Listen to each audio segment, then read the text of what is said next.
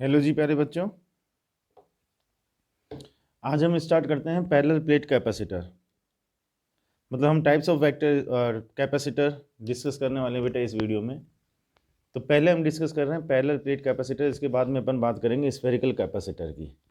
ठीक है, parallel plate capacitor को हम शॉर्ट में कहते हैं पीपीसी। ये शॉर्ट फॉर्म हमने बना दी। तो हमको एक पीपीसी के लिए कैपेसिटेंस का एक्सप्रेशन तैयार करना है कि उसकी कैपेसिटेंस का एक्सप्रेशन क्या बनेगा। पहली बात तो पैरेलल प्लेट कैपेसिटर का मतलब क्या है। एक कैपेसिटर जिसमें दो कंडक्टिंग प्लेट हैं और दोनों एक दूसरे के पैरेलल हैं। अब वो जो कंडक्टिंग प्लेट्स हैं वो सर्कुलर भी हो सकती हैं, रेक्टेंगुलर भी हो सकती हैं, स्क्वायर भी हो सकती है, उनका शेप कुछ भी हो सकता है, पर दोनों एक दूसरे के पैरेलल रखी हुई हैं इस तरह से कि एक प्लेट ये है, एक प्लेट ये है, दोनों एक दूसरे के पैरेलल हैं और ये हमारा एक पैरेलल प्लेट कैपेसिटर बन करके तैयार हुआ। ये हमने अर्थिंग की हुई है। मतलब कैपेसिटर को प्रिंसिपल को डिस्कस करने के लिए जो हमने लिया था वो ये पैरेलल प्लेट कैपेसिटर ही लिया था। मान लो कि प्लेट का जो एरिया है वो ए है, प्लेट्स के बीच में जो गैप है वो डी है। अब यहाँ का चार्ज ले लिया हमने प्लस क्यू, तो यहाँ का चार्ज आ गया माइनस क्यू। ठीक, कैपेसिटेंस चाहिए तो कैपेसिटेंस का बेसिक फॉर्मूला क्या है, C equals to Q V. ठीक है बेटा, कैपेसिटेंस को कैलकुलेट करने के लिए Q और V दो चीज़ें चाहिए। अब एक्चुअल में हम कैपेसिटेंस किसकी कैलकुलेट कर रहे हैं, इसी प्लेट की तो कैपेसिटेंस कैलकुलेट कर रहे हैं। याद करो हमने कैपेसिटर का जो प्रिंसिपल डिस्कस किया था उसमें इस प्लेट की कैपेसिटेंस को इंक्रीज करने के लिए हमने कैपेसिटर बनाया था। तो हमको इसकी कैपेसिटेंस कैलकुलेट करनी, तो चार्ज तो इस पर क्यों हो गया। अब हम इसका पोटेंशियल और निकाल लें। मान लो इस प्लेट का पोटेंशियल V है और ये जो प्लेट है जिसकी हमने अर्थिंग की हुई है इसका पोटेंशियल कितना होगा, जीरो। क्योंकि जिसकी अर्थिंग की हुई है उसका पोटेंशियल कितना हो जाएगा, जीरो। ये हम डिस्कस कर चुके हैं क्योंकि अर्थ का पोटेंशियल जीरो है। ठीक, अब प्लेट नंबर 1 और प्लेट नंबर 2, प्लेट नंबर 1 का अगर पोटेंशियल कैलकुलेट करना है तो क्या हम ऐसा कह सकते हैं कि 1 और 2 के बीच का पोटेंशियल डिफरेंस निकाल लो, क्योंकि 2 का पोटेंशियल जीरो है, इसलिए दोनों का जो पोटेंशियल डिफरेंस आएगा वो 1 के पोटेंशियल के इक्वल आ जाएगा। तो 1 और 2 के बीच में पोटेंशियल डिफरेंस निकाल लेते हैं। उसके लिए हमने क्या किया, प्लेट्स के बीच का जो पोर्शन है उसमें इलेक्ट्रिक फील्ड कैलकुलेट किया। इलेक्ट्रिक फील्ड का डायरेक्शन किधर से किधर की तरफ होगा बेटा, पॉजिटिव से नेगेटिव की तरफ, पॉजिटिव से नेगेटिव की तरफ। और प्लेट्स के बीच में हम इलेक्ट्रिक फील्ड कितना लिखेंगे, E equals to sigma upon epsilon naught, and that is equals to Q upon A epsilon naught, क्योंकि sigma equals to Q upon A। E आ गया। ठीक, अब याद करें हम एक रिलेशन हमने पढ़ा था, E equals to minus dV upon dr। यहां से हम दोनों प्लेट्स के बीच का पोटेंशियल डिफरेंस कैलकुलेट कर सकते हैं। कैसे, माइनस साइन तो इस चीज़ का इंडिकेशन था कि हम इलेक्ट्रिक फील्ड के डायरेक्शन में अगर मूव करते हैं तो पोटेंशियल डिक्रीज होता है। ठीक है, वो तो चीज़ हम यहाँ पर कंफर्म कर सकते हैं कि 1 से 2 की तरफ अगर हम जा रहे हैं तो हम इलेक्ट्रिक फील्ड के डायरेक्शन में जा रहे हैं। अब 1 का पोटेंशियल हम V बोल रहे हैं, 2 का पोटेंशियल 0 बोल रहे हैं, तो 1 से 2 की तरफ जाने पर पोटेंशियल डिक्रीज हो रहा है।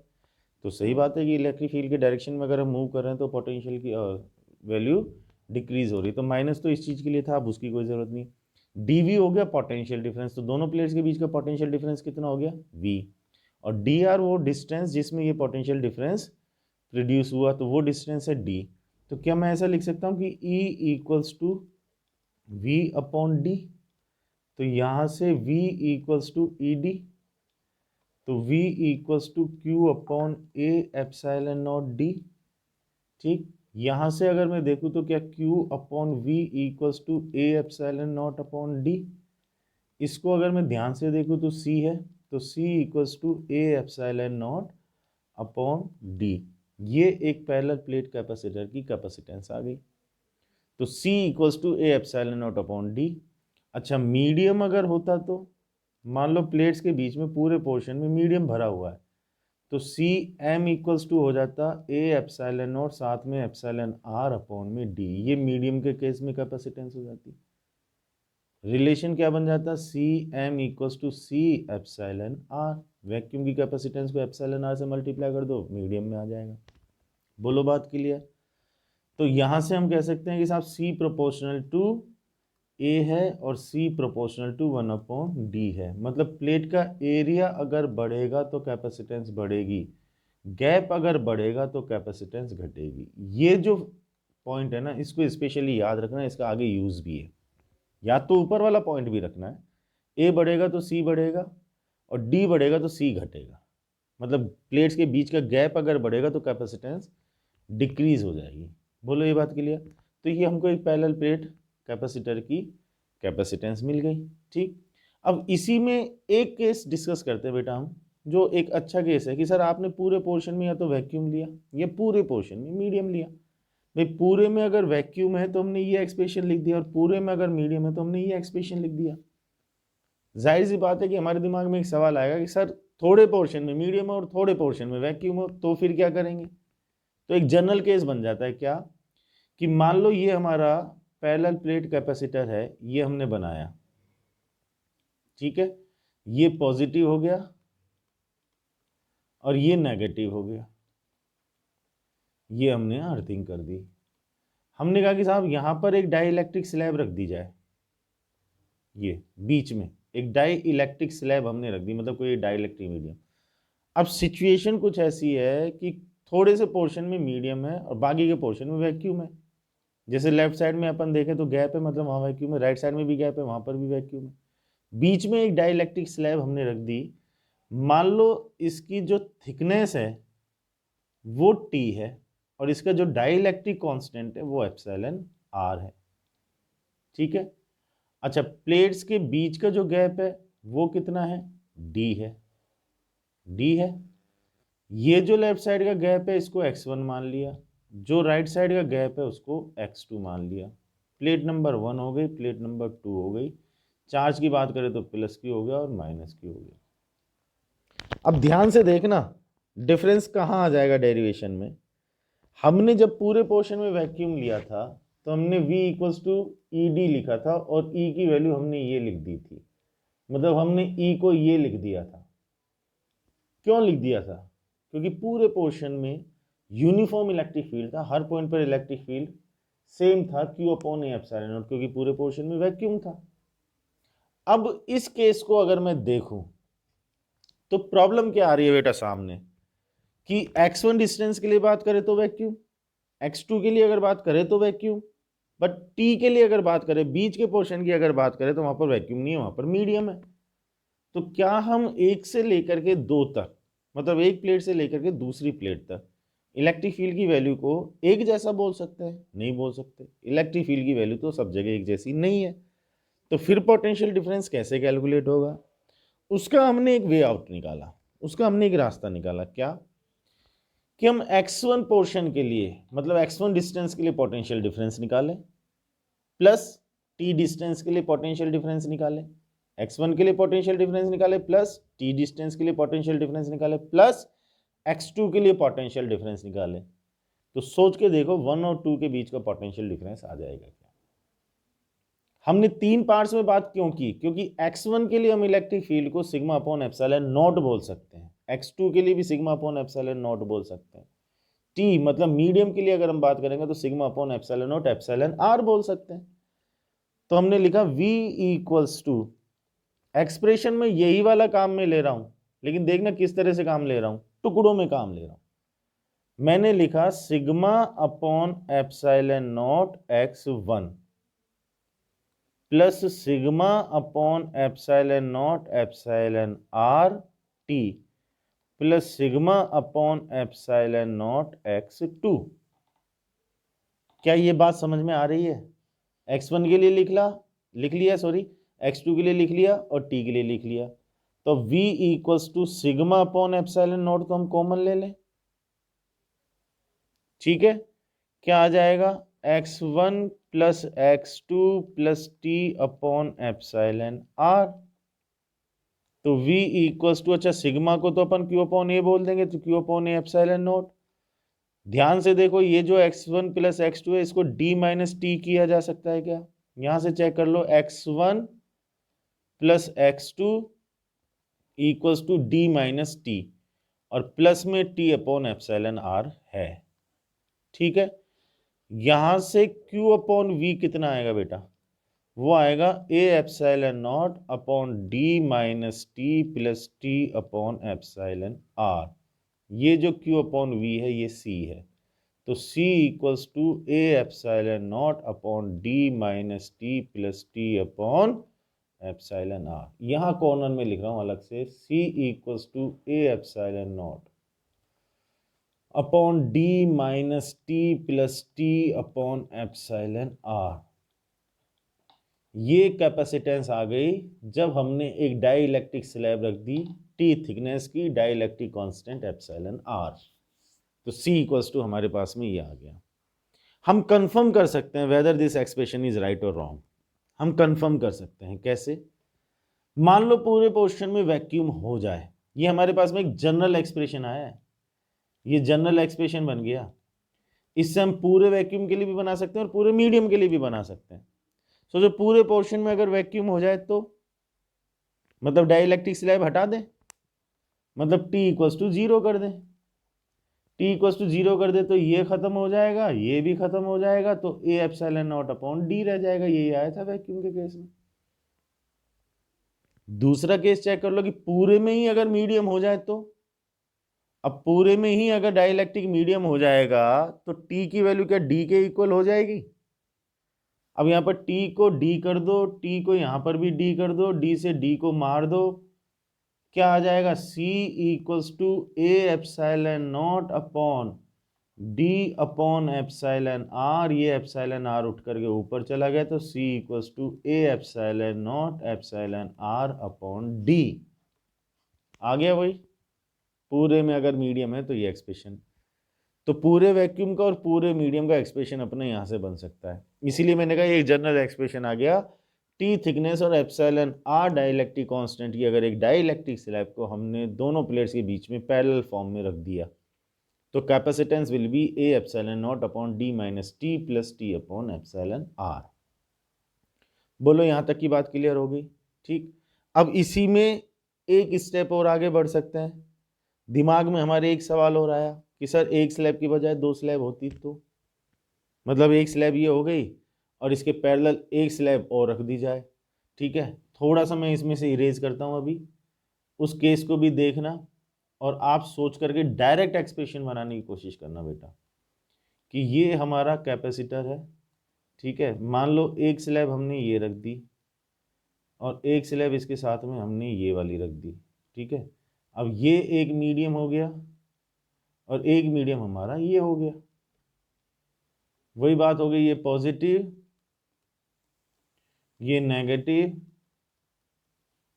ये डी हो गया, इसकी अर्थिंग हो गई, प्लस क्यू हो गया, माइनस क्यू हो गया, थिकनेस T1 और T2 हो गई, die electric constant epsilon R1 और इसका हो गया एप्सिलॉन R2।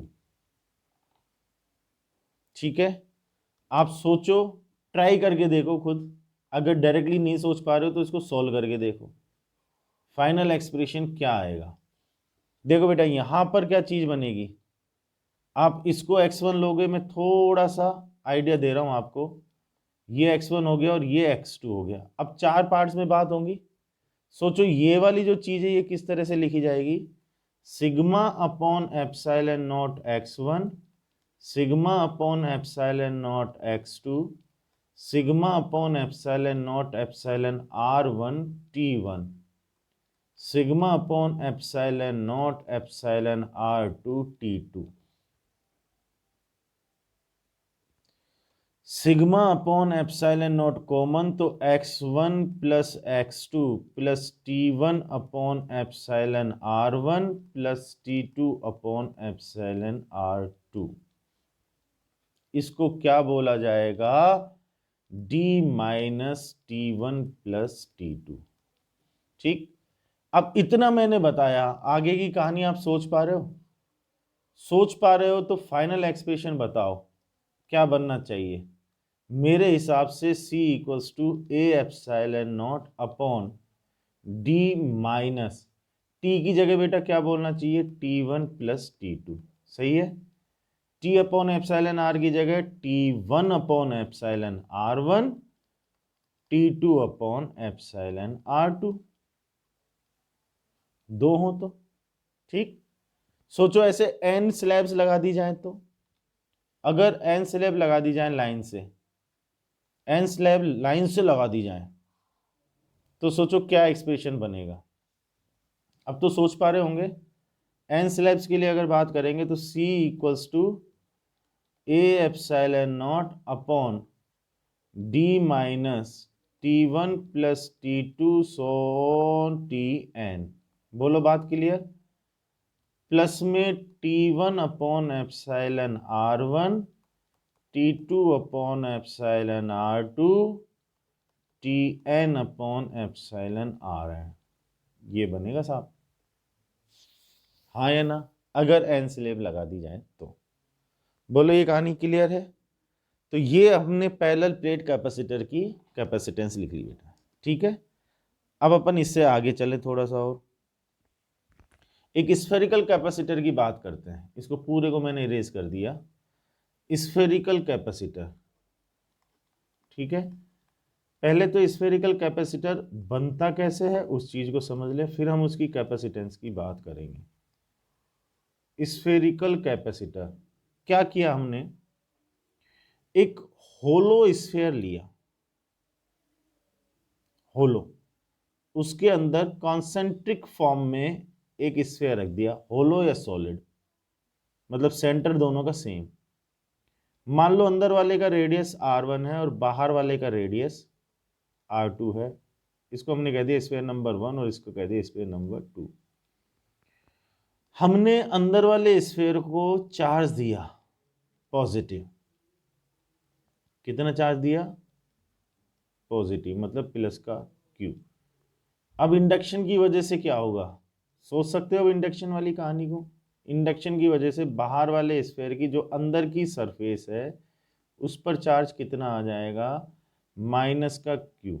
कितना आ जाएगा, माइनस का Q। और आउटर सरफेस पर पॉजिटिव आएगा, मैंने अर्थिंग कर दी तो वो सारा पॉजिटिव अर्थ में ट्रांसफर हो गया, इसलिए मैं बाहर की सरफेस पर पॉजिटिव चार्ज नहीं दिखा रहा। ये जो बना ये हमारा स्फेरिकल कैपेसिटर है, ठीक है। अब साहब हमको इसकी है ना कैपेसिटेंस लिखनी है। कैपेसिटेंस लिखनी है तो अंदर वाले का पोटेंशियल चाहिए, बाहर वाले का पोटेंशियल तो कितना हो गया, 0। अंदर वाले स्फेयर का मतलब पोटेंशियल किसका चाहिए, पोटेंशियल ऑफ स्फेयर 1 का पोटेंशियल चाहिए। ध्यान देना बेटा, 1 की सरफेस पर जो पोटेंशियल है वो किस चार्ज की वजह से, प्लस की वजह से कि माइनस की वजह से कि दोनों की वजह से, दोनों की वजह से।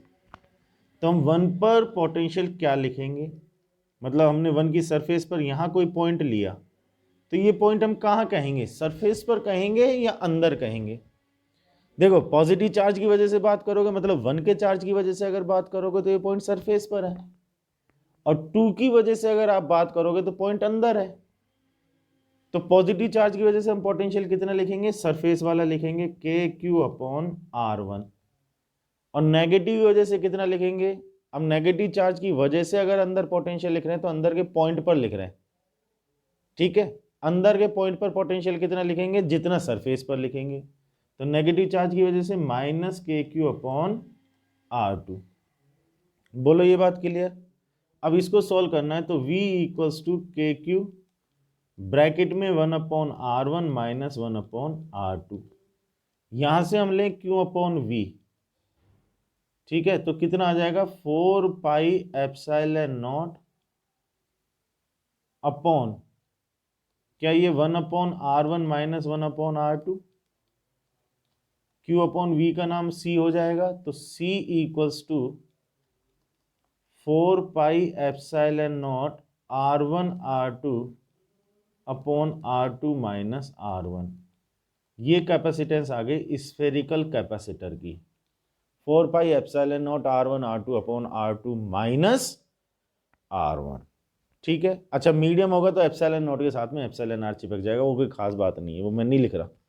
ये कैपेसिटेंस आ गई, ठीक। अब यहां से है ना एक बहुत ही अच्छा क्वेश्चन बनता है बेटा, कॉन्सेप्चुअल क्वेश्चन बनता है। क्या, एग्जाम में भी पूछा गया क्वेश्चन है कि हम अंदर वाले स्फीयर की रेडियस को कांस्टेंट रखें R1 को, और अगर R2 को इंक्रीज करें तो कैपेसिटेंस पर क्या इफेक्ट आएगा? उसका कैपेसिटेंस बढ़ेगा, उसका कैपेसिटेंस घटेगा, उसका कैपेसिटेंस कांस्टेंट रहेगा, ठीक है, या फिर कुछ नहीं कह सकते, कुछ नहीं कह सकते। अब सोच करके पहले आप जवाब निकालो इसका, सोचो पहले आप खुद कि इसका आंसर क्या आना चाहिए। हमने कह दिया R1 को कांस्टेंट रखो और R2 को बढ़ा दो, तो कैपेसिटेंस पर क्या इफेक्ट आएगा? सोचो, आप पॉज कर लो, फिर सोचो। अब मैं सॉल्यूशन बता रहा हूं, उसको देखो, ठीक है। क्वेश्चन अच्छा क्यों बना, पहले तो ये समझो कि क्वेश्चन अच्छा कैसे बना। क्योंकि हमने R1 को कांस्टेंट किया, मतलब ये वाली चीज या ये वाली चीज हमने कांस्टेंट कर दी, अब R2 को बढ़ाया। खास बात क्या है कि R2 ऊपर भी और R2 नीचे भी है। नीचे R2 की वैल्यू इंक्रीज होने का मतलब C की वैल्यू डिक्रीज होनी चाहिए, और ऊपर R2 की वैल्यू इंक्रीज होने का मतलब C की वैल्यू इंक्रीज होनी चाहिए। तो फाइनली C की वैल्यू इंक्रीज होगी या डिक्रीज होगी। अब कुछ लोगों ने सोचा होगा कि साहब इंक्रीज होनी चाहिए, डिक्रीज होनी चाहिए, कंपनसेट हो जाएगी तो C की वैल्यू कांस्टेंट रह जाएगी। क्या ऐसा जरूरी है? क्या ये कोई लॉजिकल बात है कि एक फैक्टर की वजह से वैल्यू इंक्रीज हो रही है और दूसरे फैक्टर की वजह से वैल्यू डिक्रीज हो रही है, तो जितनी इंक्रीज होगी जरूरी है कि उतनी ही डिक्रीज हो? तो क्या जरूरी है कि दोनों एक दूसरे को फुल्ली कंपनसेट कर रहे हो? कैसे चेक करना है? मैं आपको एडवाइस करूंगा कि इस वाले एक्सप्रेशन को देखने के बजाय ये जो एक्सप्रेशन हमारे पास है इसको देखो आप। अल्टीमेटली ये जो आया ये यहीं से तो आया, यहां से देखो आप। R1 कांस्टेंट, ठीक है, तो ये वाली चीज कांस्टेंट हो गई। अब सोचो R2 बढ़ा, तो R2 के बढ़ने से ये जो वैल्यू है ये वैल्यू घट गई। अब सोचो कांस्टेंट में से माइनस कर रहे हो घटती हुई वैल्यू को, तो क्या ये वैल्यू बढ़ जाएगी? बोलो हाँ या ना। बढ़ जाएगी, मतलब ये जो वैल्यू है ये पूरी की पूरी वैल्यू बढ़ जाएगी, तो C की वैल्यू घट जाएगी। Getting my point? 1/R1 constant होगा क्योंकि R1 कांस्टेंट है। 1/R2 की बात करें तो R2 की वैल्यू बढ़ गई, तो 1/R2 की वैल्यू घट गई। अब कांस्टेंट में से जो माइनस कर रहे हो वो घट रहा है, तो जिसको माइनस कर रहे हो वो वैल्यू अगर कम हो रही है तो वैल्यू बढ़ रही है, नीचे वैल्यू बढ़ रही है तो C की वैल्यू घट रही है ना भाई। यस और नो? इसी में अब दूसरा सवाल क्या बनता है, अब आप जवाब देना। उल्टा कर दिया कि R1 की वैल्यू तो बढ़ रही है और R2 की वैल्यू को कांस्टेंट कर दिया। अब बताओ C पर क्या इफेक्ट आएगा? अब आप सोचो, जैसे मैंने बताया, पॉज कर लो स्क्रीन को। अब 1/R2 ये वाली चीज तो कांस्टेंट हो गई, R1 की वैल्यू को बढ़ा रहे हो तो 1/R1 घट गया, मतलब डिक्रीज हुई वैल्यू, उसमें से माइनस कर रहे हो आप कांस्टेंट को। बोलो यस और नो? ये वैल्यू डिक्रीज हो रही है बेटा, तो अल्टीमेटली ये वैल्यू कम हो जाएगी। यस और नो? मतलब ये वाली पूरी वैल्यू कम हो जाएगी और ये वैल्यू ज्यादा हो जाएगी, तो यहां पर कैपेसिटेंस की वैल्यू इंक्रीज हो जाएगी। और पहले वाले सवाल का जवाब क्या था कि कैपेसिटेंस की वैल्यू कम हो जाएगी। ठीक है, ये तो हुआ एक तरीका। अभी मैं आपको बहुत ही सिंपल सा कॉन्सेप्चुअल मेथड और बताऊंगा इसका। पहले इस तरीके से समझ में आया है नहीं आया देख लो। अपॉन में जो चीजें लिखी हुई है, डेनोमिनेटर में जो वैल्यू लिखी हुई है 1/R1 माइनस 1/R2, वहां से आप चीज को चेक करो। अब इसका एक सिंपल सा तरीका और है। जैसे अभी मैंने पैरेलल प्लेट कैपेसिटर की बात की थी, तो मैंने आपको कहा था कि C प्रोपोर्शनल टू 1/D है, मतलब गैप अगर बढ़ेगा तो कैपेसिटेंस घटेगी, और ये चीज काम आएगी। यहां पर आप इसको अप्लाई कर दो। अब आप पैरेलल प्लेट कैपेसिटर की बात करो चाहे स्फेरिकल कैपेसिटर की बात करो, एक बेसिक फंडा बना लो कि गैप अगर बढ़ेगा तो कैपेसिटेंस घटेगी। फर्स्ट केस चेक करो, आपने R1 को कांस्टेंट रखा, R2 को बढ़ाया, मतलब बाहर वाले स्फीयर की रेडियस बढ़ा दी, तो दोनों कंडक्टर्स के बीच का जो गैप है वो गैप बढ़ गया क्या? R1 को कांस्टेंट रख करके R2 को अगर बढ़ा दे तो गैप बढ़ गया ना। गैप बढ़ गया तो कैपेसिटेंस घट गई, ये हमने रिजल्ट निकाला था। ये देखो सेकंड वाले केस में, देखो R2 को कांस्टेंट रखा, बाहर वाले स्फीयर का रेडियस कांस्टेंट, R1 को बढ़ा दिया तो अंदर वाले का रेडियस बढ़ा दिया, अंदर वाले का रेडियस बढ़ा तो गैप कम हो गया ना। गैप कम हो गया तो कैपेसिटेंस बढ़ गई। तो ये एक बेसिक कॉन्सेप्ट है इसको तो आप बाकायदा नोट भी कर लेना कि गैप अगर बढ़ेगा कंडक्टर्स के बीच में तो कैपेसिटेंस घटेगी, चाहे पीपीसी की बात हो रही हो चाहे स्फेरिकल कैपेसिटर की बात हो रही हो। बोलो ये बात क्लियर हुई क्या? ठीक। अब इसमें एक लाजवाब क्वेश्चन और बनता है। लाजवाब क्वेश्चन क्या है कि सर ये जो आपने स्फेरिकल कैपेसिटर बनाया ना, इसकी कहानी को रिवर्स कर दो। रिवर्स करने का मतलब कि सर अभी तो आपने अंदर वाले को चार्ज दिया और बाहर वाले की अर्थिंग की, अब उल्टा कर दो, बाहर वाले को चार्ज दो और अंदर वाले की अर्थिंग कर दो। देखते हैं उस केस में क्या बनेगा। ये हमारा अंदर वाला स्फीयर, ये हमारा बाहर वाला स्फीयर, बाहर वाले को अब हम चार्ज दे रहे हैं। ठीक है, बहुत बढ़िया सवाल है, इसको ध्यान से देखना। बाहर वाले को चार्ज दिया, बाहर वाले को चार्ज दे दिया भाई, बढ़िया बात है, दे दिया, प्लस क्यू चार्ज दे दिया। अंदर वाले का रेडियस R1, बाहर वाले का रेडियस R2। अब क्या होगा, इंडक्शन की वजह से यहां पर चार्ज डेवलप होगा नेगेटिव, ठीक है ना, और इसकी जो अंदर की सरफेस है उस पर चार्ज कैसा डेवलप होगा बेटा, पॉजिटिव। यहां तक की बात तो समझ में आ रही है कि सर इंडक्शन की वजह से ऐसा हो रहा है। ठीक है, हमने इसकी अर्थिंग कर दी, ये पूरा पॉजिटिव खत्म हो जाएगा, सारा अर्थ में ट्रांसफर हो जाएगा, ये सारा का सारा अर्थ में ट्रांसफर हो जाएगा। सवाल हमारे सामने ये आता है कि बाहर प्लस क्यू था तो इंडक्शन की वजह से यहां जो माइनस आया वो माइनस का क्यू आया। ये एक बहुत इंपॉर्टेंट पॉइंट है। मैक्सिमम लोग दिमाग में क्या चीज लेकर के चलते हैं कि साहब इंडक्शन की वजह से जो चार्ज आता है जिसको अपन इंड्यूस्ड चार्ज बोलते हैं वो उतना ही होगा जितना कि मेन चार्ज है, मतलब प्लस क्यू की वजह से जो चार्ज इंड्यूस होगा वो माइनस क्यू होगा, जरूरी नहीं है कि हमेशा ऐसा हो। जो इंड्यूस चार्ज होगा वो या तो मेन चार्ज के इक्वल होगा या उससे कम होगा, सिचुएशन पर डिपेंड करता है। हमने पीपीसी की बात की तो प्लस क्यू की वजह से जो इंड्यूस आया माइनस क्यू आया, हमने स्फेरिकल कैपेसिटर की बात की तो प्लस क्यू की वजह से जो आया माइनस क्यू आया। इस सिचुएशन को एक बार चेक करना पड़ेगा कि बाहर प्लस क्यू है तो इंड्यूस चार्ज माइनस क्यू आएगा या नहीं आएगा। कैसे चेक करेंगे, हमने मान लिया कि माइनस क्यू आया तो अंदर वाले स्फीयर का पोटेंशियल कितना हो जाना चाहिए, ये हमारा स्फीयर नंबर 1 है, ये स्फीयर नंबर 2 है, अब हम 1 और 2 से बुलाएंगे इनको। 1 का पोटेंशियल कितना होना चाहिए, 0।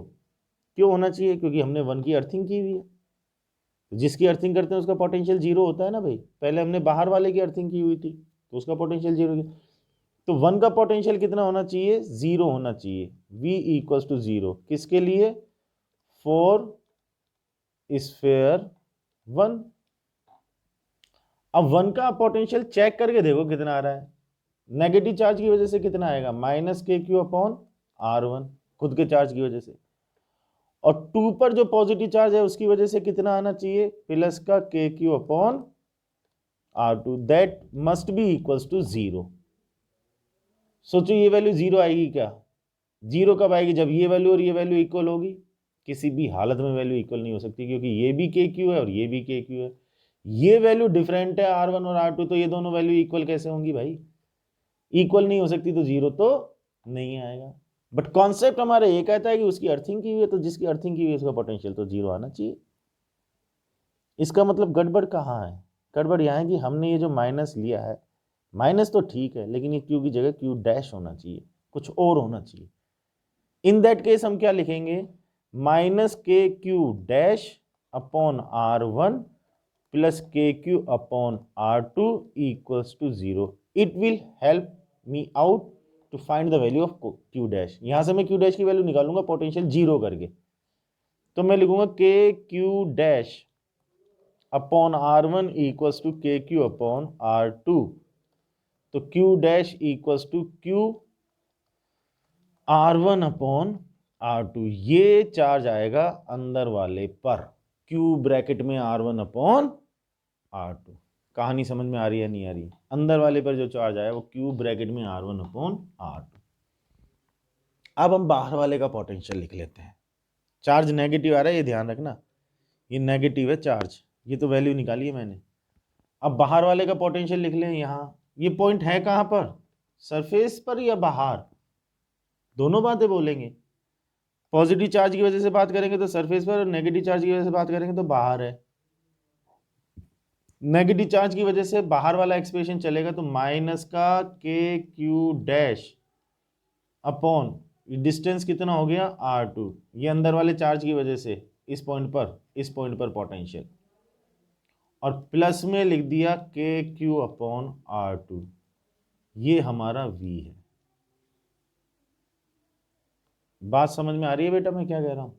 बाहर वाले का पोटेंशियल नेगेटिव की वजह से इतना, पॉजिटिव की वजह से इतना, तो V इक्वल्स टू अब के क्यू अपॉन R2 माइनस के अपॉन R2, और Q डैश को मैंने लिख दिया Q ब्रैकेट में R1 अपॉन R2, तो V equals to K Q upon R2 minus K Q upon R2 square और R1।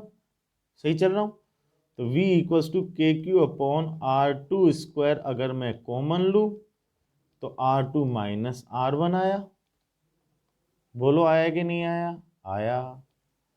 यहाँ से Q upon V equals to 4 pi epsilon naught R2 square upon R2 minus R1 आया। इसका नाम C हो गया, तो C equals to 4 pi epsilon naught R2 square upon R2 minus R1 आया। बोलो आया कि नहीं आया? आया। बाहर वाले को चार्ज सप्लाई करके अंदर वाले की अगर अर्थिंग कर दोगे तो कैपेसिटेंस ये लिखोगे। जब हमने स्फेरिकल कैपेसिटर की बात की थी तो एक्सप्रेशन क्या बना था? थोड़ा सा अंतर है, वहाँ बना था 4 pi epsilon not R1 R2 upon R2 minus R1। यहाँ ये बन रहा है, मतलब ये वाला डिफरेंस है। सर्कल कैपेसिटर में बात करोगे तो ये लिखोगे, उल्टा काम कर दोगे तो R1 R2 की जगह R2 स्क्वायर आ जाएगा, तो C इक्वल्स टू ये आ जाएगा। बोलो ये कहानी क्लियर है क्या? 100% तरीके से गारंटेड। तो इस तरह से हमने कैपेसिटेंस निकाली। अल्टीमेटली बेसिक एक्सप्रेशन ही काम आ रहा है अपने Q अपॉन V। तो बस आप पोटेंशियल कैलकुलेट करो, Q अपॉन V कर दो, कैपेसिटेंस हमारे पास आ जाएगी। क्या यहाँ तक की कहानी 100% तरीके से क्लियर हो गई है? गारंटेड बताओ, श्योर एंड सर्टेन बताओ।